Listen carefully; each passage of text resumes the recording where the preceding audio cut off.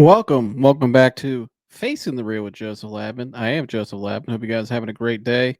If you're new here, please like, subscribe, and share. I'd really appreciate that. Help support this channel and hit the like button on the way in here. Help your boy out. And please hit the, like I said, hit the subscribe button. It's free. Just tap on the button, hit the like button. It helps me grow this channel more, and I'd really appreciate that if you guys wouldn't mind.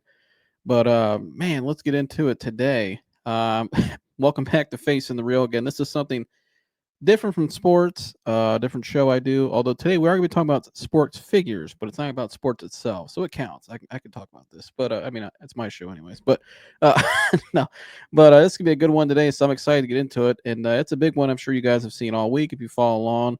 Stephen A. Smith versus LeBron James. I'm gonna give my reaction to this. So I'm sure a lot of you have seen it, but let's take a look at it again. This is LeBron James. This was their game last week. I believe it was Wednesday or Thursday night. I think it was Thursday night. Yeah, Thursday night. They were at home, and I remember watching this game. Nobody noticed this live, but people in the audience noticed it, and it went viral the next morning to the point where Stephen A. had to react to it. And this is LeBron James confronting Stephen A. Smith courtside. Let's take a listen again. It's gonna look.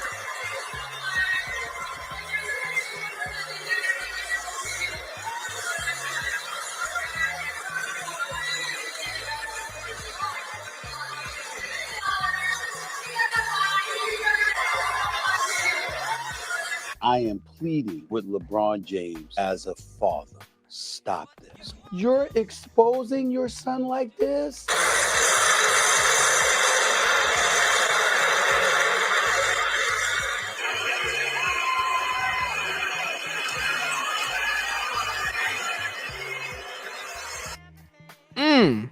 And so you can see the look there from Stephen A. after.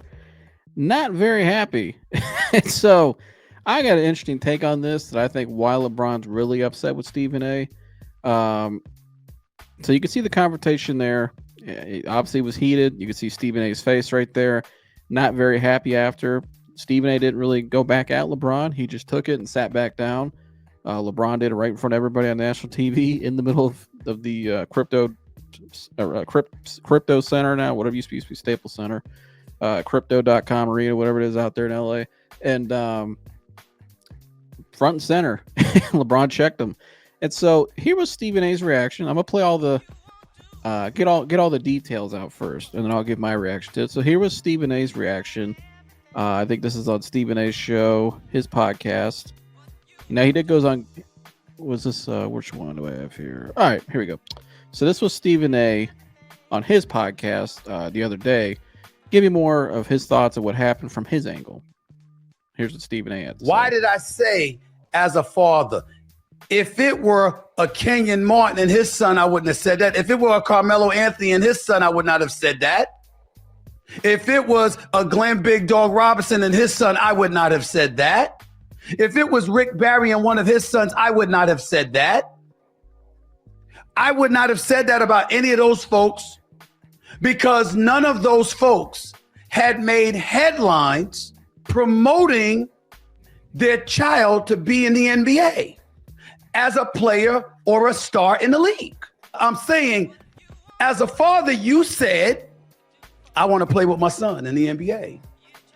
You said, I don't care if you want me draft Bronny. At this point, it's not about the money.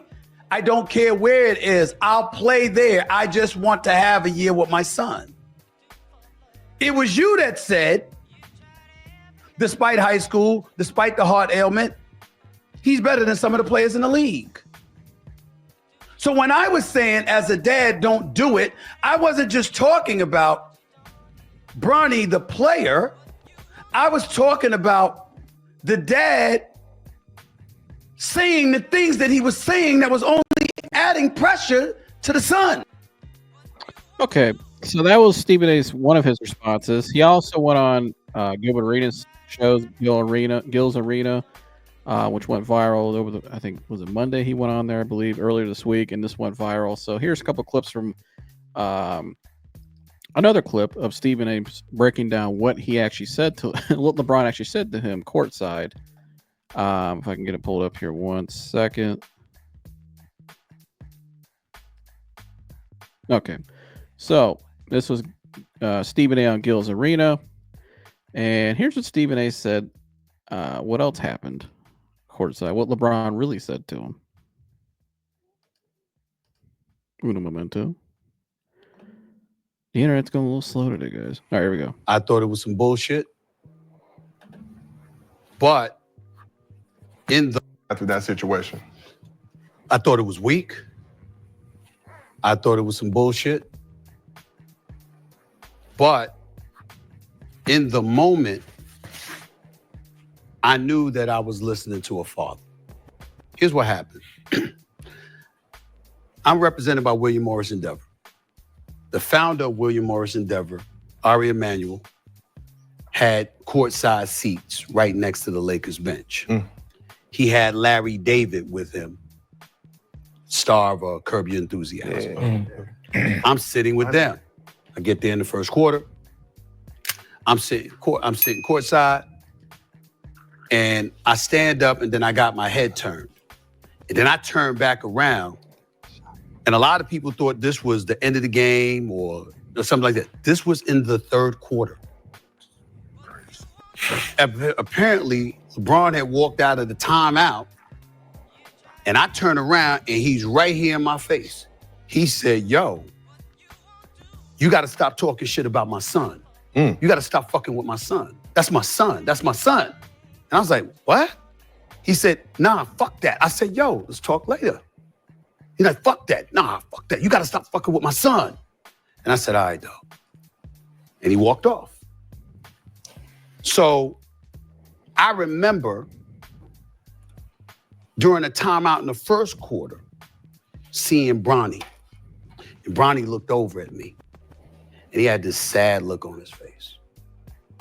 And I'm imagining Pop saw that shit. It hit him. Yeah. And he couldn't hold it. And he rolled up on me. And so when I went on.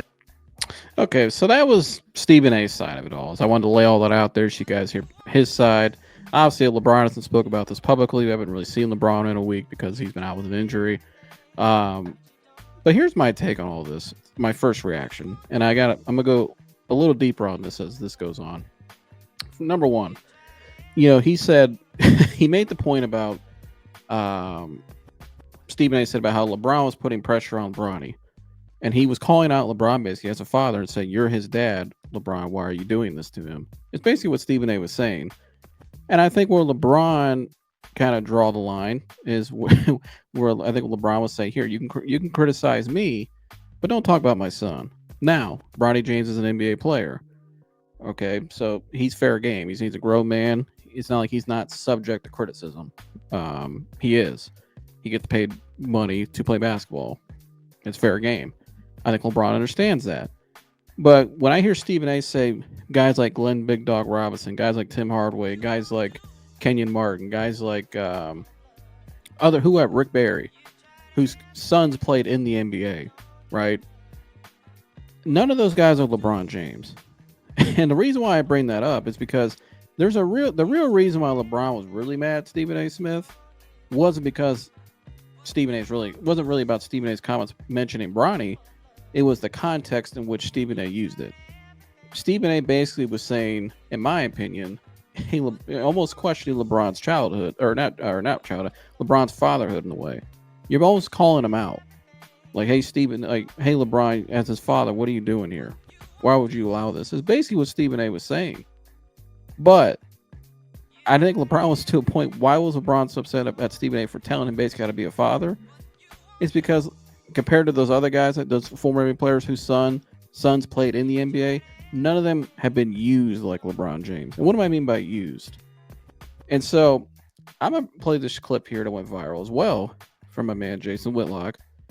Jason broke it down here beautifully, in my opinion, of the real reason why LeBron really punked Stephen A. Smith courtside. Take a listen. We've divided everything up. Basketball is this beautiful game, and we used to celebrate each other and celebrate the guys before us. But now ESPN, driven by Skip Bayless and Stephen A. Smith, and this whole embrace debate movement started by Jamie Horowitz that has never gone away, it's destroyed the NBA. So again, Barkley's pointing the finger at ESPN. LeBron James, he's pretending like he's upset about Bronny James and the way Stephen A. Smith talks about Bronny James. That's the justification, because he doesn't want to tell LeBron James, or he doesn't want to tell Stephen A. Smith and the rest of the media what he's really upset about. He's never liked the way he's been covered by ESPN. LeBron James, as I said, and some of you all don't understand me, and Steve Kim came on here and just defended or just attacked me for my argument that, like, hey man, I'm just telling you, LeBron James is sitting there saying, ESPN, Skip Bayless, and now Stephen A. Smith, they have been milking the LeBron James cow for 20 years straight. And Stephen A. Smith and LeBron James is saying, at my expense. They pitted me against Michael Jordan. And as I read to you all earlier this week or late last week when I started this discussion, that when I read. And so that's my first point, and I'm going to keep playing this, but that's the first point. I want to pause and react to that, what he just said. They've been using my name, and they've been using his name and his image and likeness to promote their stuff, their little shtick on ESPN, this whole embrace debate stuff for the last 20-something years. Guys like Skip Bayless on TV, using in his name, using LeBron's name, like Jason just pointed out there. And so I think LeBron, when he hears Stephen A. say, basically question his fatherhood in a way like that, and why are you doing this, LeBron? I think LeBron's basically saying back, well, why the hell did you use my name all those years? You've used me for years to promote your stuff, to help you grow in the industry. There would be no embrace debate with Skip Bayless if Skip Bayless didn't sit and go after LeBron every day. If Skip Bayless' whole career, I mean, I know he was a writer back in Chicago and successful writer in the Jordan days. Great as a journalist, he did his own thing before TV. Skip Bayless as a TV personality grew because of how he went after LeBron James strictly. He's known as the LeBron James hater, the biggest one. And so his biggest critic his whole career. And Stephen A. was part of that show. And I think Stephen A. just signed a $100 million contract.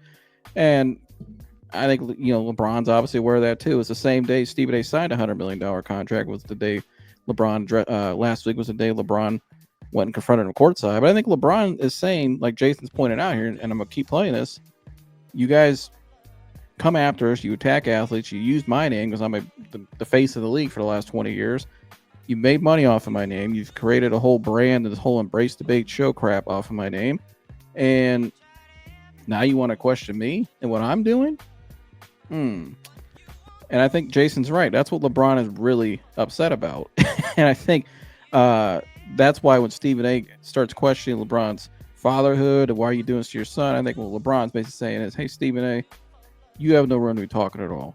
Okay? Just shut the hell up and I'll do me and you do you. And we'll just keep it like that. And Stephen A. Smith, he didn't have this kind of energy for this late. He wasn't always laid back like that with other guys. And now he's going to run on different shows this week and talk this certain way on Gil's Arena and act this whole this is the real Stephen A., I guess. Hey man, this is all weird. That stuff's kind of weird to me. It seems like a shtick, like Jason said. And, Stephen A. Smith's the same guy who went after Kwame Brown for years, same guy who went after Andrew. He said the comment about Andrew Wiggins, I wouldn't trade him for a box of cereal. Talking about NBA players, guys that actually made it to the NBA and are human beings and professional athletes. He went at them really hard, but then when LeBron confronted him, he just sat right back down in his seat.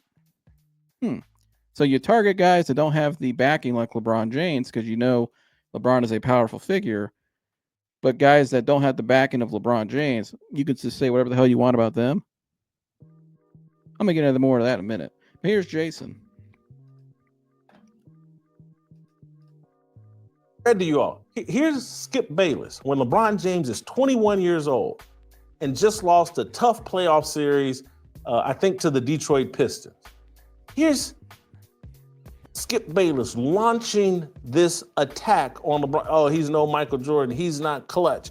He doesn't have the clutch gene. He's Bob. He started that when LeBron was 21 years old, just in his third season. And I have that pulled up right here. I'm going to go back to Jason in a minute. We'll finish that up, his point. Here it is right here. I went and found, this is an article that was written back in, I think it was July of 2024, so last summer. But it stated it had a lot of these statements in there that he made from that time. You can see here. Let me make sure you guys can see this. Okay. So, as you can see here, I'll scroll down. This is back when it was called Cold Pizza. In 2006, and here it is right here. This was Skip Bayless's critique of LeBron after his third season. He just lost a tough series in the semifinals to the Detroit Pistons in 7 games. He had beaten the Washington Wizards in the series before and played phenomenal. Here's what Skip said: if he's really serious about becoming a great player, he'll hire a shooting coach and shoot 1,000 jumpers a day through the offseason. Michael and Magic taught themselves to be very good shooters in their third and fourth pro seasons. Yes, LeBron improved dramatically from last season, but he still has a long, long way to Michael and Magic. Okay, so it sounds like a critique.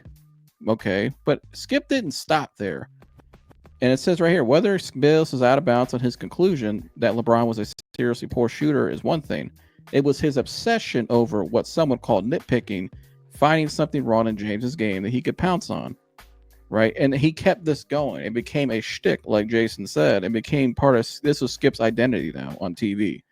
He was no longer Skip the journalist from Chicago that covered Jordan. Now it's Skip, this TV personality. It's just this LeBron critic. And here was Chris Broussard, what he had to say about it one time.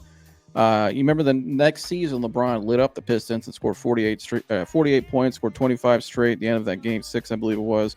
Won the series, beat the Pistons, went to the NBA Finals at 22 years old. And so 22, 23 years old. And he said, here's what Broussard said. He said, quote, "Let me tell you how it is. There's one reason and one reason only that some people have considered James not clutch." Quote, Broussard began, "This is a credit to this man's influence. It is our friend and colleague Skip Bayless. I mean that sincerely. Every single weekday of LeBron James's career, Skip had been beating the drum that he, quote, isn't clutch, and that's before there was any evidence of it." All right. And so after LeBron went off for 25 straight points in that game, here's what Broussard said about that, how Skip showed up the next day. "I remember being on TV with Skip the day after LeBron scored 48 against Detroit. 29 of Cleveland's last 30 points and 25 straight in a win, and he was 22 years old in a playoff game 5. Cleveland eventually went to the NBA Finals. I was excited because I was like, there's no way Skip's going to be able to find fault with this performance. And he pointed out, I guess, LeBron missed the regulation jumper at the end of game 5. So, as you can see there, even guys like Chris Broussard found it odd that this man at 22 years old went up against the Detroit Pistons when they had a lot of their guys from their championship team with Chauncey Billups, Richard Hamilton, Tayshaun Prince, Ben Wallace. I think Rasheed was still on that team at that time, but it was the bulk of their team from the championship run.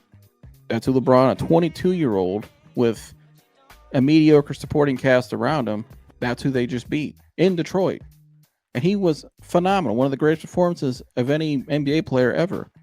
25 straight points, 29 of the 30 of your team's last 30 points. That's phenomenal. But Skip Bayless still found a way to critique LeBron. And so here, and that goes on to what Jason was just pointing out. So now I'm going to send it back over to Jason. He continues on with this point. So now you guys seen the evidence of what we're talking about with Skip Bayless. And why I think LeBron's been pissed for a lot of years at ESPN. And so here's more of what Jason was saying. And LeBron James, as I said, like, hey, there's a lunatic on TV attacking me every day and comparing me in a negative light to Michael Jordan ever since I was 21. And LeBron James is like, here I am 20 years later, And Stephen A. Smith is still doing it. Hey, let's bring on Kai Cenat, and let's me and you pit LeBron James and Michael Jordan against each other. And probably someone at Nike has probably finally figured out, like, hey man, this hasn't helped LeBron James. And this is why he never was the shoe salesman that Michael Jordan was. He couldn't reach those heights because ESPN put LeBron in this negative war with Michael Jordan. It's a fight LeBron James can't win. And LeBron James has figured out, like, holy cow, Stephen A. Smith is a big part of my problem. And look at the profits. They're about to pay this idiot. And trust me, LeBron James knows that when it comes to talking about basketball, and pretty much when it comes to talking about sports, he knows Stephen A. Smith is an idiot. He knows Stephen A. Smith is a fraud. He learned, just like everybody else, from this show that Stephen A. Smith created a false background about himself at Winston-Salem State University. He knows that Stephen A. Smith is a fraud, and he's like, and this dude's about to make $20 million. He's going to become even a bigger fraud and even more of an arrogant a-hole, and even he's going to continue to dive into and host these ridiculous LeBron James versus Michael Jordan discussions.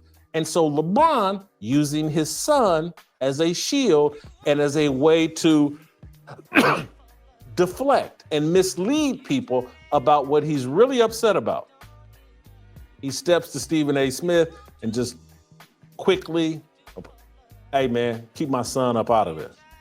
And his real message is that he can't say, but he's letting clues off. And maybe, again, because I used to know Rich Paul and Maverick Carter, and maybe they're smart enough to know, Jason Whitlock will connect these dots. Because people think I hate LeBron James. I hate a lot of the things LeBron James does. I don't hate LeBron James. And I have come to realize and had to admit that, like, I think LeBron James would have been a different person had this Skip Bayless shtick never taken off and been allowed to exist for 20 straight years. We made LeBron an angry person. LeBron James is a happy-go-lucky, I want to pass the ball to my teammates and I want to do little dance steps on the court and I want to celebrate and go kick it with my team. That's who LeBron James is. We made him an angry social justice warrior. We made him someone that sees the world through this lens of, man, these white folks is out here exploiting me. Look at Skip Bayless. This system's out here exploiting me. Look at Skip Bayless and Stephen A. Smith and ESPN. We made LeBron James polarizing. And so I everything he said there was straight facts to me. They made LeBron James polarizing. And he went on to say that LeBron had a part in it. Yes, LeBron had a part in it. But this whole LeBron versus Michael thing, and we're gonna have anybody and everybody come up on its first take, and it's like an entertainment. It's just an entertaining debate we have. LeBron versus Michael. Let's have Kai Cenat come up here against Stephen A. last week. Let's have, and it's not just Kai, it's anybody they have up there, because it's entertainment. But again, it's divisive. It's been divisive for LeBron and Michael. That's why we have never seen really a public relationship between Michael and LeBron James, because this has been used by the media as a marketing ploy, and all of it's just a shtick to put money in their pocket. And for Stephen A. just got paid $20 million. It's like Jason said. I know Stephen A's covered the league for a long time, but Stephen A. Smith doesn't know as much about the game of basketball as probably most high school coaches I know in the area that would school him and when it comes to actual X's and O's in the actual game. But again, because Stephen A. is entertaining, he's an entertaining figure. That's what he is. He's just an entertainer. So for LeBron, I have no problem with what LeBron did. I had people ask me this week, who do you think was right? I said LeBron was right. And so, the whole thing about him with his son coming in the league and all that, I think here, like Stephen A., and I'm going to play this clip here in a second from Stephen A., what he said on Gil's Arena. I don't have a problem with LeBron letting his son come in the league, even if people don't think he's worthy of being in the NBA. If he wasn't worthy of being selected 55th overall, because LeBron in some ways is saying, hey, you guys exploited me for years. You guys used me for years. And I'm towards the tail end of my career. I've given a lot to this game. I've grown this game. I've kept this going. When I leave this game, you guys are looking in rough shape right now because there is no face of the league. It looks like coming after once LeBron leaves and retires from the NBA. Tell me who's the face of the league right now. There isn't a clear-cut face of the league. There's nobody coming out in the draft. There's no true superstar, right? Remember back in the day it was Kareem Abdul-Jabbar. Then it was Magic and Bird. Then along came Michael Jordan. Then here came Shaq and Kobe. But then right when Michael retired, here came LeBron James, the next phenom. And LeBron has carried this league, carried the NBA, and kept them relevant for years. Because once LeBron leaves, you're seeing what the game is now towards the tail end of his career, how much the interest, the ratings and stuff, how much the league is kind of starting to decline a little bit. When LeBron leaves, what are they going to be?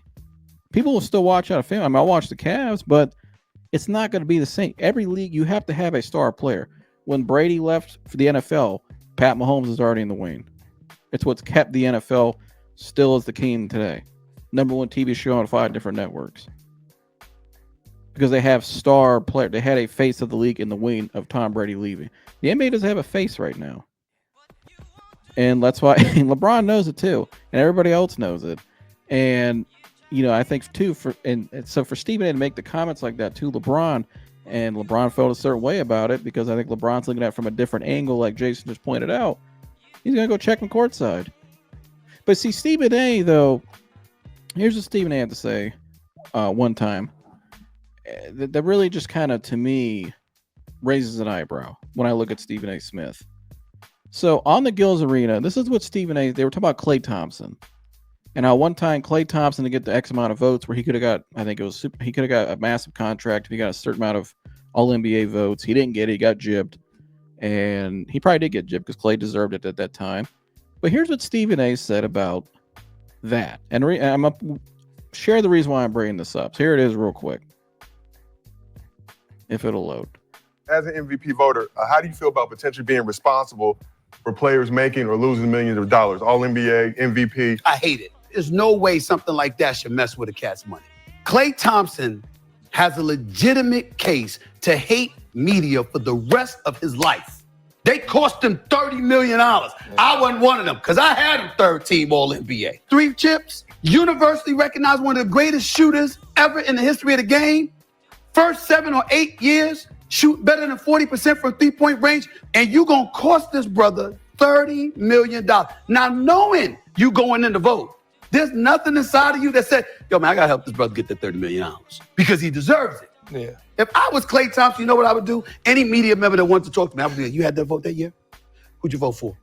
That's what I would do. I want to know who cost me that money. That would be me because that was unforgivable. As an MVP. So that stuff was unforgivable. Now, in terms of the Klay Thompson thing, yes, he's probably right. Klay Thompson got gypped that year and lost out on some money. But my whole reason of bringing this up has nothing to do with the Klay Thompson thing. It's Stephen A. sitting there talking about media members costing people money and how it's unforgivable.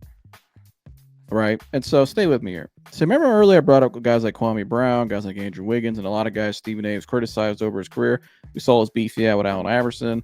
But let's look at Kwame Brown in particular.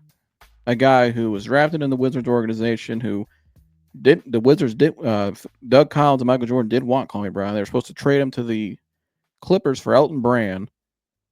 And the guy was never wanted there. They put him basically through a humiliation process every day. Never had a chance to develop. Never really played the proper minutes the guy needs to play for #1 overall pick to develop. Had some injuries. But a guy like Stephen A. Smith, though, was, lightning to Kwame Brown his whole career. And in the day the guy gets traded from the Lakers to I think it was the Grizzlies or whatever it was, he got traded from the Lakers from the Pau Gasol deal. He's up there, this whole charade, this whole little shtick, and just trashing Kwame Brown, making him seem like he's just a piece of dirt. He's a nobody player. He's just some terrible, the hell with that kid.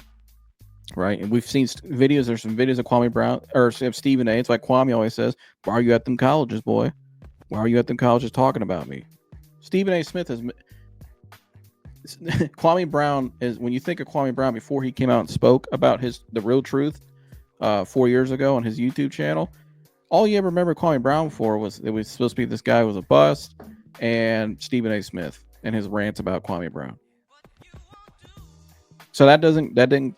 I mean, now Kwame Brown still played 13 years in the NBA, so clearly he had some value to a lot of people in the NBA who actually know the game and are smart. But even a guy like Andrew Wiggins, who he said he wouldn't trade for a box of cereal. But Andrew Wiggins was the second most important player on that Warriors team after, I think it was shortly after he made those comments when they won the championship against the Celtics in 2022. So Andrew Wiggins isn't worth the box of cereal, but yet he was the second best player on a championship team.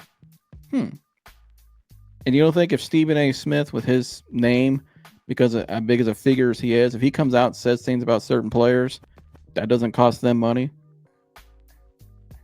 You don't think maybe he might have cost Kwame Brown some dollars? Possibly. You don't think GMs hear that stuff and they hear the fan perception because the common fan watches these people and they think they take it at face value as the truth? And you don't think maybe that, well, a GM will say, you know what, and an owner will say, you know, we can't sign that guy or we can't pay him X amount of money that maybe he deserves because guys like Stephen A. and others are on TV saying they're not worth it. They don't deserve it. But people can say Stephen A. Smith don't deserve $100 million he just signed to $20 million a year. Why does Stephen A. deserve that? Why did they pay? Tell me, why did ESPN pay Stephen A. $100 million? I think I know why, and I'm gonna share it. I think Stephen A. said it himself on that same episode of Gills and Reno. And this is what I'm gonna close with. So listen here what what Stephen A. says about the night Bronny's first game in the NBA. Right? Remember back in October, it was a whole thing. The Ken Gifford Sr. and Jr. were there. Say to me, it was a whole thing. Then as we speak, he says that. One second. So here's what Stephen A. said that night. And pay attention to what Stephen A. says here. Very interesting. I ain't look at it that way. That's on me. You didn't do that shit. You said you fucking with my son. No, I wasn't. I was talking about you. I was talking about you. Wasn't about your son. I know he's number 55. I know he got work to do. Woo. I believe that he got potential. Yeah. I believe that he got the potential to go pro. I truly believe that. It's going to be tough, but I think he can pull it off. And by the way, I'm rooting for him. I ain't rooting against nobody. But I was talking about your ass.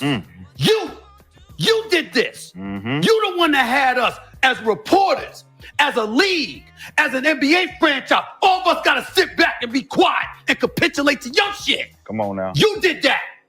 And so when I see people talking and I'm like, oh my God, can somebody, I mean, I know I got a show and I know I got my podcast, but I'm like, God damn, y'all, I'm fair.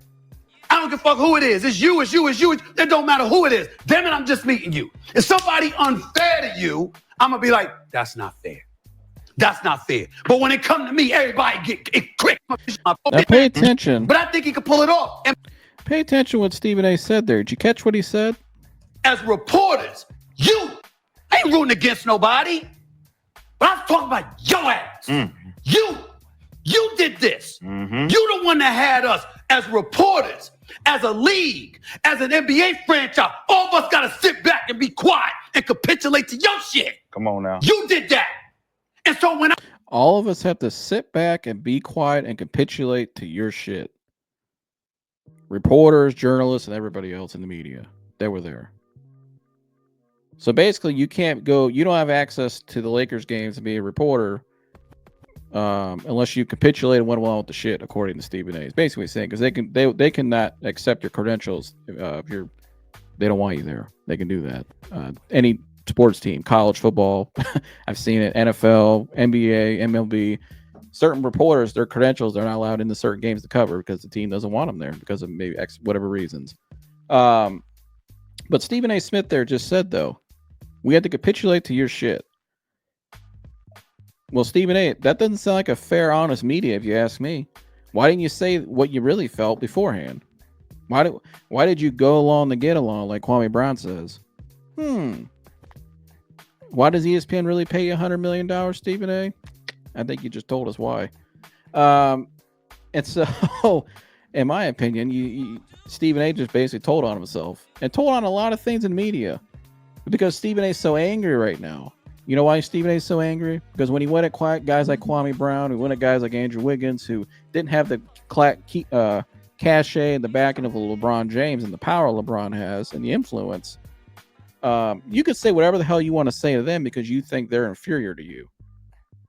But when somebody who is actually more powerful than you steps up to you and checks you face to face for everybody, you didn't. Mum was the word.